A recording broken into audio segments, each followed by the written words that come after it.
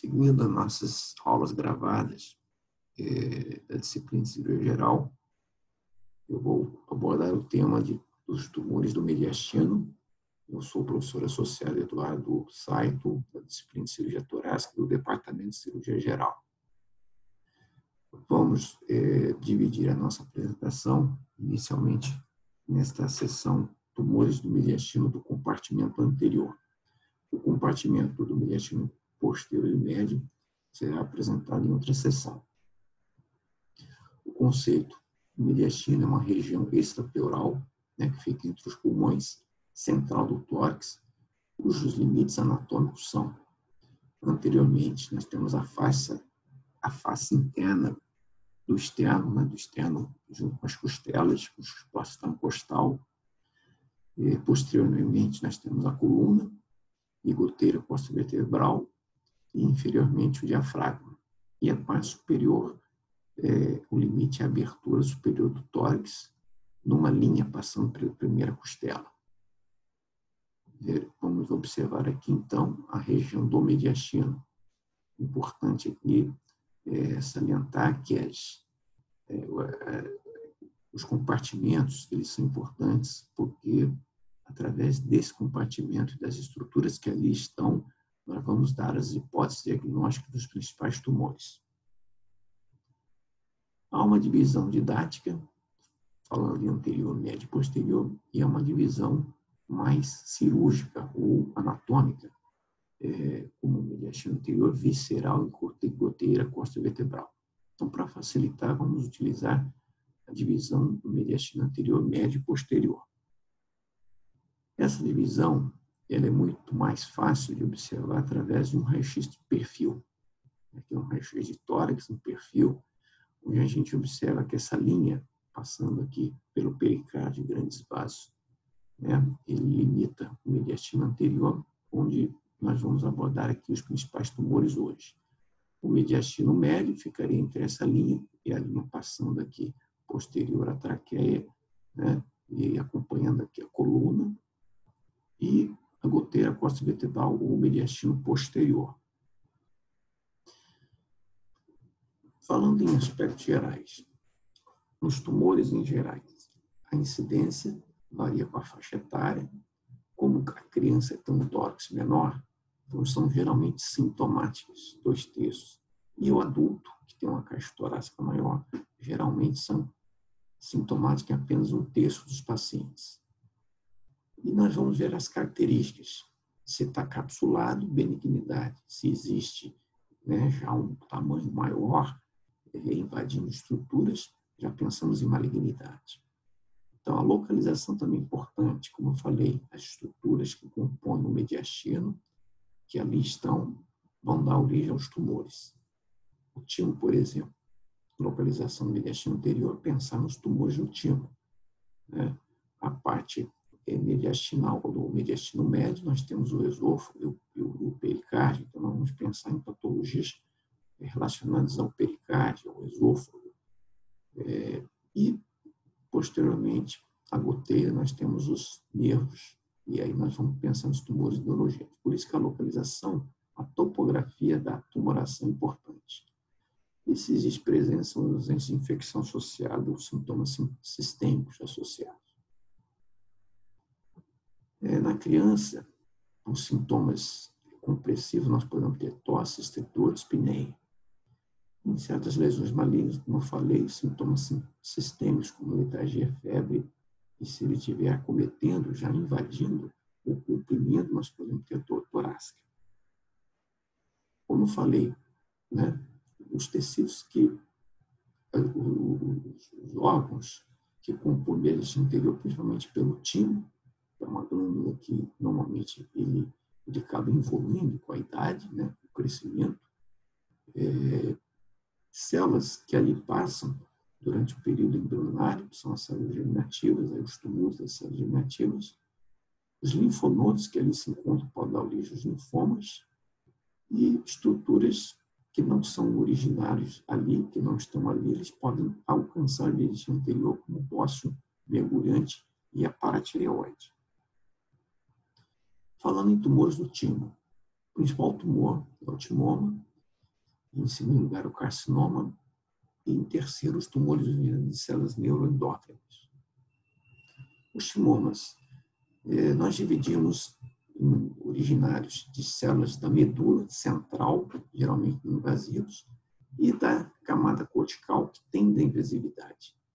Esse tipo de tumor, interessantemente, ele não se caracteriza a malignidade pela célula, e sim pela invasão de tecidos. Então, se ele invade a cápsula, ele é já dito um timoma maligno. Se ele é encapsulado, ele é considerado, então, um timoma benigno.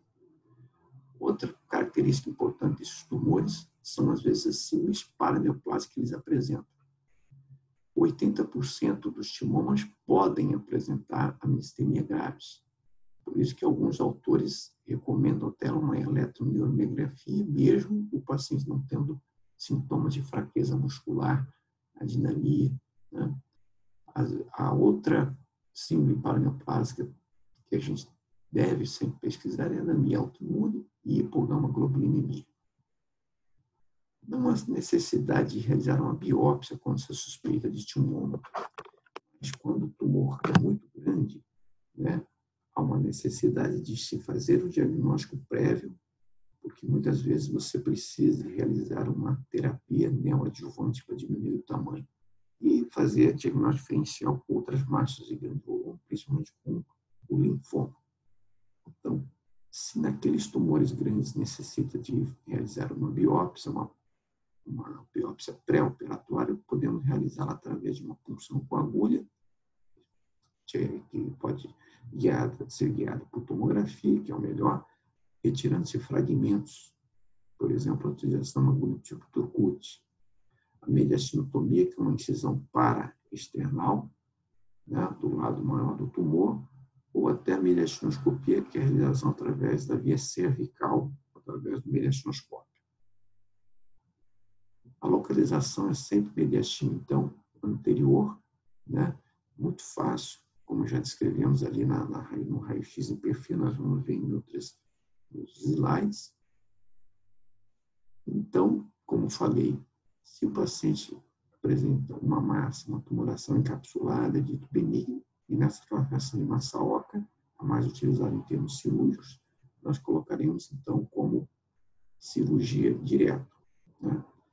Se há uma invasão macroscópica da gordura ou microscópica da cápsula, apesar de considerar timoma maligno, nós realizamos o tratamento com a cirurgia também direta. Se ele invade órgãos vizinhos, há uma necessidade da realização de uma terapia neoadjuvante químio ou rádio associado antes da cirurgia. E quando se alcança o estágio 4, somente o 4A ele ainda tem tratamento cirúrgico, né? Acometimento pleural do timoma ou pericárdio.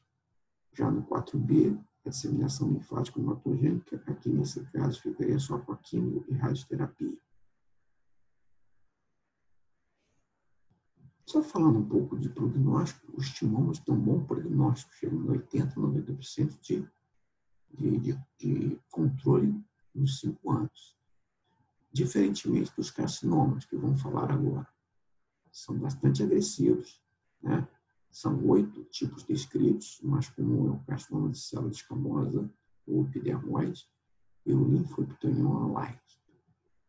A ressecção indicada em alguns casos apenas, porque muitas vezes esses pacientes eles apresentam já com invasão importante, né? Então, a gente vai indicar a ressecção naqueles pacientes que fazem uma neoadjuvância, diminui o tamanho do tumor e a gente consegue, então, ressecar. Com exceção do linfoepitelioma like, que não é cirúrgico, somente trata com radioquimioterapia. Então, a maioria dos carcinomas eles se apresentam de forma mais agressiva e quando se chega ao médico, né, o paciente chega até o médico, ele já é considerado, às vezes, irressecável, sendo necessário, então, uma terapia neoadjuvante, quimio, rádio, para diminuir o tamanho do tumor e aí a gente, então, realizar a cirurgia. Temos os tumores do timo, né, originários de células neuroendócrinas. O principal dele é o tumor carcinoide de timo, né? Ele acomete mais homens na quarta e quinta década de vida. Um terço são associados a síndrome paraneoplásica, tipo Cushing, ser crescendo na propriedade ADH. Um terço desses pacientes tem metástase para a medula. A radioterapia, quando não há certeza de uma ressecção completa, todas essas cirurgias podem ser feitas ou aberta por esternotomia, ou por videotoracoscopia, ou através daquela cirurgia robótica, que vamos falar num outro tema. Para os carcinoides, a quimioterapia sempre, e o prognóstico é mais reservado. Como eu falei, outra estrutura que pode ficar, né, ali presente no intestino inferior são as células embrionárias que ficam ali retidas durante a embriologia, a embriogênese. Desses nós temos os benignos, os cistos epidermoides, os cistos dermoides, os teratomas. E dos malignos nós vamos dividir facilmente em tumores seminamatosos e tumores não seminamatosos. Os teratomas benignos, eles se apresentam sólido ou cístico, e 2/3 dos adultos são assintomáticos, como eu falei, porque a caixa torácica é grande. E os sintomas mais comuns são compressivos, tipo de dispneia, tosse produtiva e dor torácica. Vamos ver aqui um alargamento mediastino. Nós fazemos a suspeita através de um raio-x simples de tórax. E em seguida, a tomografia, essa janela do mediastino, mostrando, então, que ele tem um heterogêneo, uma parte central mais líquida, ou até de intensidade de gordura negativa, e uma parte ali, né, periférica mais sólida. Então, geralmente são heterogêneos. Nesse caso, né, nós temos o alargamento do mediastino, e nós temos, então, a presença de calcificação, né? E aquela parte mais escura, a densidade de gordura, topografia do mediastino anterior, e na histologia aqui uma presença de cartilagem. Então, essas estruturas, pelo, gordura, sebo, né, fragmentos de ossos, dentes, né, cabelo, pode estar presente dentro desses tumores, chamados teratomas. Agora, os tumores malignos, como eu falei, são divididos em seminomas e não seminomatosos. Os seminomas são mais comuns, né? Acometem homens jovens, 80% são sintomáticos, mais da metade tem extensão além do compartimento anterior do mediastino, mais da metade tem metástase da torácica, e menos de 25% são ressecados. Nós vamos ressecar tumores pequenos, né? Existe aqui um grupo de cirurgiões que eles têm uma conduta não cirúrgica, fazendo quimio e rádio sempre, e depois fazendo a ressecção daquela lesão residual. Mas tem autores que recomendam a cirurgia quando os tumores são tumores já com cápsula, encapsulados, né, e são fáceis para ressecar. Também pode ser utilizado a esternotomia, né, a videotoracoscopia ou até a cirurgia robótica. Esses tumores, obrigatoriamente, nós precisamos dosar os marcadores alfa-feto beta-HCG, que nos casos não seminomatosos, eles se elevam, e nesse caso dos tumores seminomatosos, não se elevam. Então, a não elevação desses marcadores alfa-feto e beta-HCG fala a favor dos tumores seminomatosos. Mas, às vezes, eles são mistos. Então, nós devemos também ficar atento que mesmo esses tumores mais predominantemente do tipo seminoma pode apresentar um aumento de marcadores se tiver um componente não seminomatoso também presente. O diagnóstico é importante, né, pode ser feito no ato da cirurgia, mas se você tiver, se for tumores grandes, como já falamos, você realiza a biópsia e você, então, faz uma neoadjuvância para diminuir o tamanho desse tumor, ou tratamento exclusivo, né? Alguns autores recomendam tratamento só com quimioterapia, Outros, então, recomendam a cirurgia naqueles pacientes com tumores pequenos, ressecáveis. No caso aqui, somente 25% são tumores circunscritos, bem delimitados. E o outro braço desses tumores malignos, mediastina e células germinativas, são os não seminoma-tosos, são menos comuns. Como já falei, aumenta o alfa-feto, beta-HCG, o beta-HCG é maior que 500 mg por ml, ele já é considerado, né, não seminoma-toso. Hoje há uma necessidade maior de biópsia para saber componente misto, seminoma-toso, componente não seminoma-toso, certo? E eles são considerados geralmente irressecáveis na apresentação. 85% a 95% já possuem pelo menos um sítio de metástase no momento do diagnóstico. Já que se apresenta de forma volumosa, os sintomas compressivos e de invasão são bastante frequentes.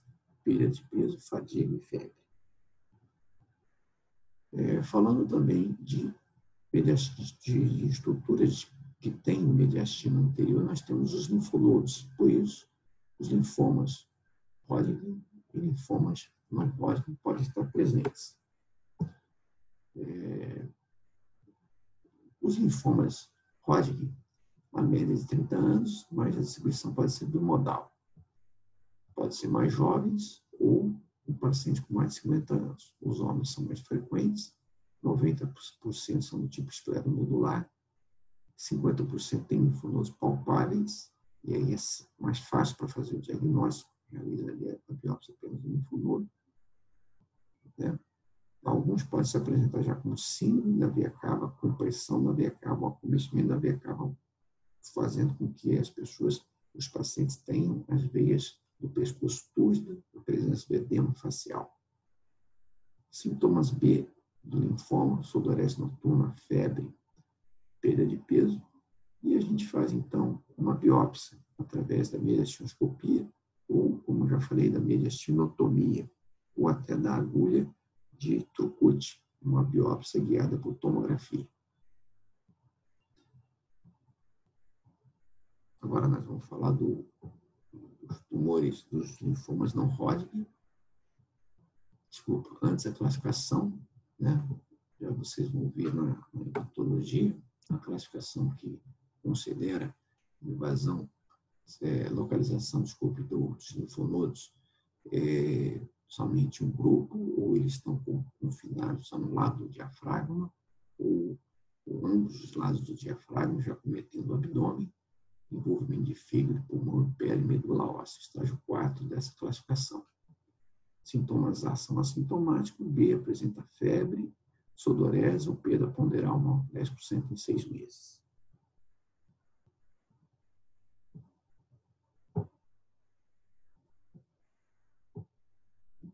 O tratamento no estágio 1 e 2, aquela classificação é a radioterapia, e o estágio mais avançado com quimioterapia. Isso está mudando muito, né? Porque o linfoma é um dos tumores que mais evoluiu em termos de tratamento, né? De quimioterapia, um prognóstico agora um pouco bem melhor.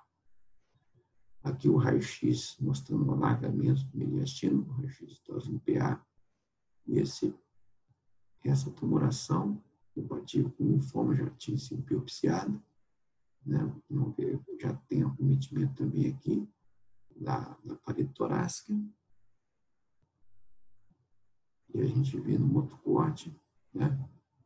Aqui mostrando um tamanho maior, e aqui mostrando um envolvimento costal, isso, desculpa, é evolutivo, uma tomografia anterior, um tempo depois, sempre mostrando alargamento.